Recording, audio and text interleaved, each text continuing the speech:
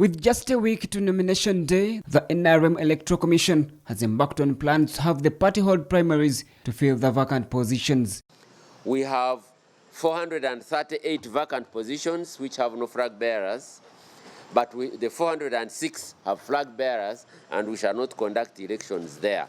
I'm saying this because I want to clarify it to our district election officers that where we have flag bearers, we don't need to conduct any residual primaries. The Vice Chairperson NRM Electoral Commission, John Chijaj, explains why these positions have fallen vacant in the party. Some deaths of some flag bearers, loss of interest, and this is true. In Zimbabwe, we have about 3 women councillors who lost interest at sub-counties, and they did not go for nomination, and the places fell vacant. Candidates will have to express interest by Monday next week, ahead of nominations on Tuesday, before elections ahead on Friday. These have been advised to conduct scientific campaigns to avoid flouting COVID-19 guidelines and keep security conscious.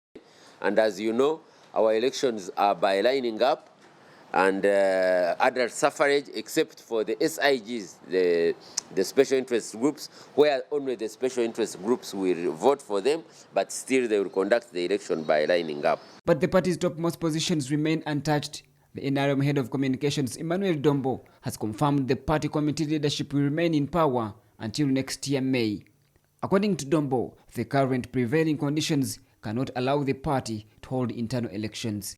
These committees run from the village to the parish, to the sub-county, to the district, to the central executive committee members who were not elected. They were extended for a period of 6 months, and that is why they will be able to preside over these affairs in their offices.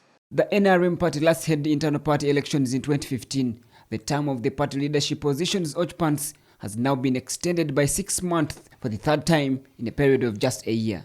Ramson Muhire, CTV PM Edition.